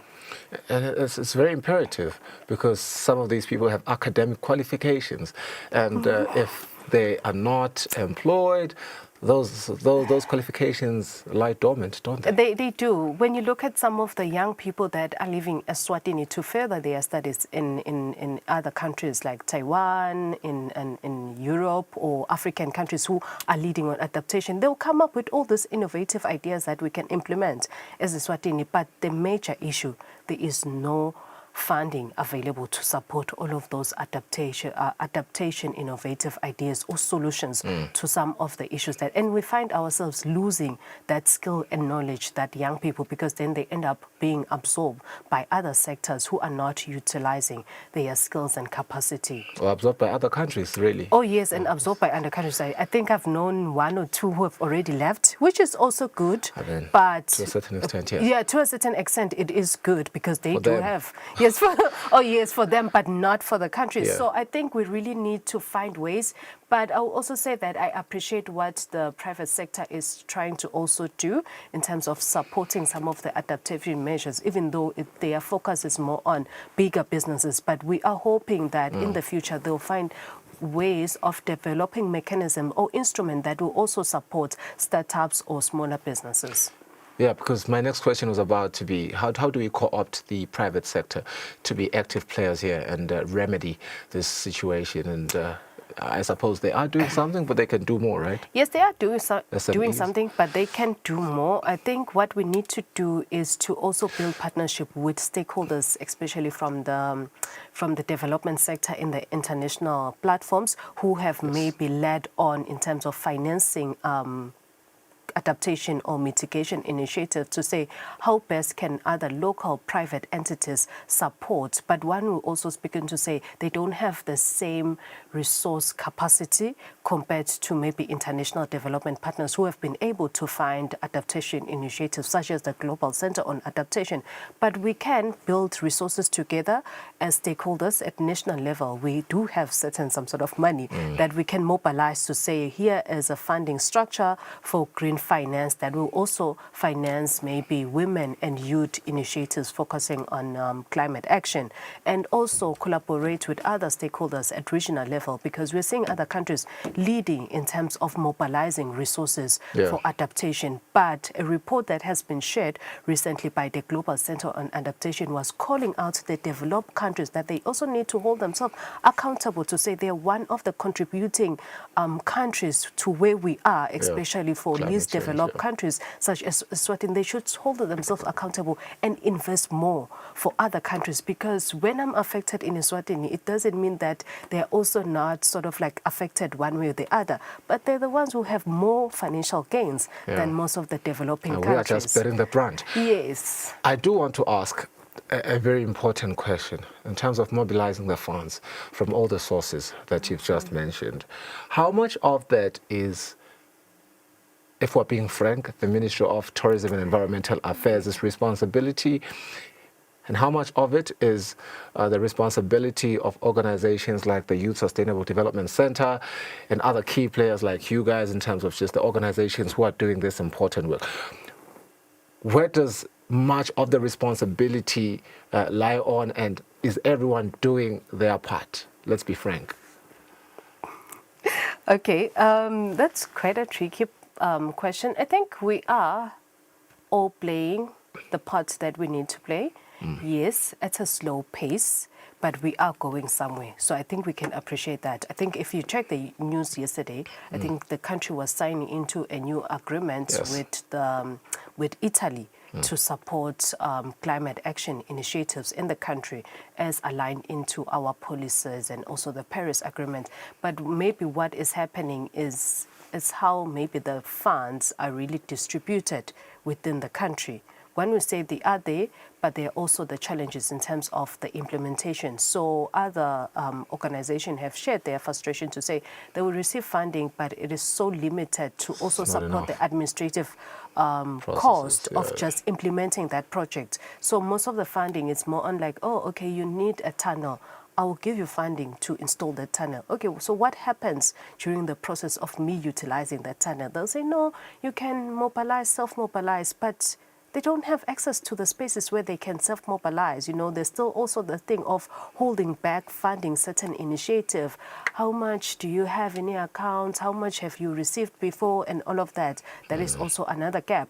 And as organizations, I think we have tried to play our part in terms of building the capacity, especially at community level or for young people in the country, to be able to manage funds that they can access to maybe the JEF or access to other funding instruments that are there. So we are moving somewhere, but we're really moving at a slow pace. And when something stops, no one really cares to ask, oh, wait, but there's a project that was being funded. What happened to that funding? How do you remedy that situation? What would be, you know, the most ideal way in solving that I think the most ideal way in solving that whole thing is that we need better coordination in terms of program financing climate action. So where do we start? Consultations, maybe, like?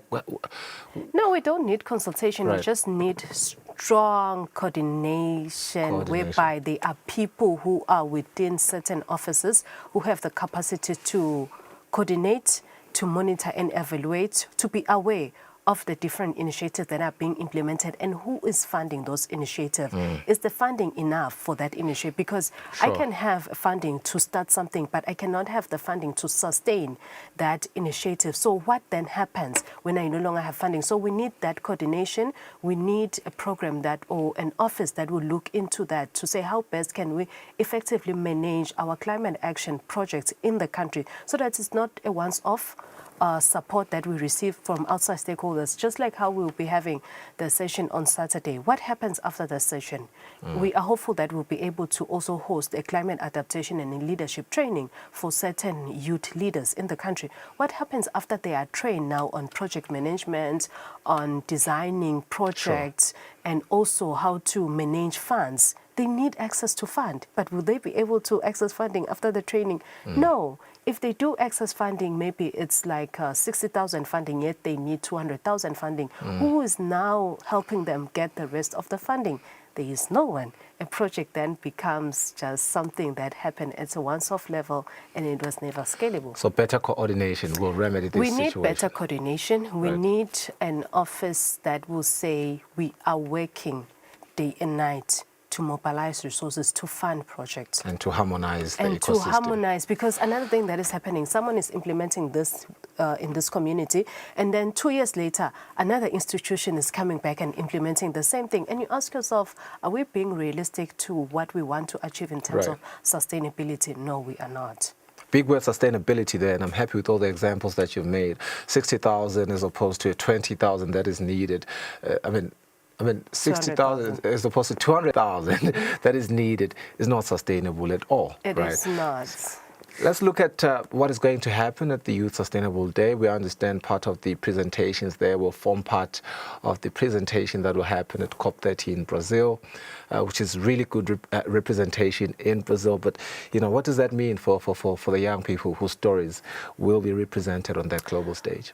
It basically means that sometimes we don't have to push to physically participate in all these conferences, but let's also try to have something at local level, something that can be shared in the international platform, because sometimes we focus on participating in the international platforms without looking at what is it that I've done at the ground level. Have I consulted young people? Do young people know that they can play a critical role towards the achievement of the Paris Agreement, towards the NDC 3.0 that the country has submitted, towards the National Adaptation Plan. And when it comes to financing the Green Initiative, where are we as a country? We're so fortunate that we'll have all the stakeholders who will take young people through the NDC. What does it really mean? What kind of an instrument is it, and what is it leading towards? And then we'll also have presentation on green finance, where we'll have a representative from EEA that will be sharing about the finance opportunities that they have for community resiliency projects. And then we'll have a group of young people who will be sharing about the project that they're already implementing, because they are those that are working so hard despite the environment that are in. So they'll be sharing. We have one representative from the students, we have one from organizational level, and we also have one from the just transition that we're talking about these days, which is clean energy, to say how best can you work with community members to ensure access to important resources like electricity. And then we'll have group, and then we'll also have a representative from other youth from the Mbuluzi Restoration Project, which is a great initiative that I love so much, that on how they've gone about in their implementation of engaging young people, because young people are the custodian of the communities. They need to be fully engaged in community projects. So they'll be sharing insight to say how can other young people work together with other community members to have such projects. And then we'll have group discussions to say from everything that the country has pledged in the NDC 3.0, how can we ensure that the implementation strategies reflect what we want when it comes to education on climate action. What is it that you want to see, as we'll be having also students from different primary and high schools, schools like Mankaya and schools where they've been affected by the heavy storms that we've been experiencing as a country. How is that affecting their education? So they'll be sharing biodiversity project or climate smart project that we can implement at school and community level. And then we'll also be talking about finance for green youth-led initiatives. And then we'll also look into how can we now sustain the natural resources that we have. We're seeing rivers drying up.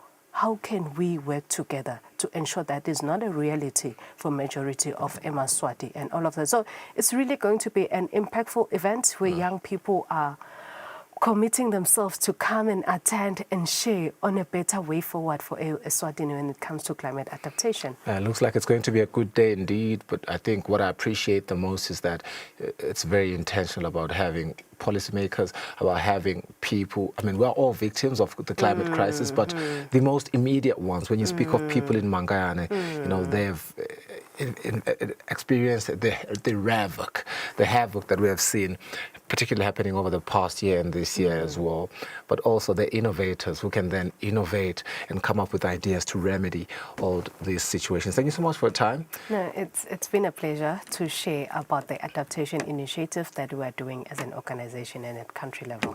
Dr. Mamba, Youth Sustainable Development Center Executive Director. That's it. Building climate resilience in Eswatini, one that is youth-led, rightfully so. We are a young population, much like Africa as a whole. So it's a beautiful movement that should move from momentum to movement indeed, and one that is sustainable. Have a good weekend and enjoy it responsibly. Bye-bye.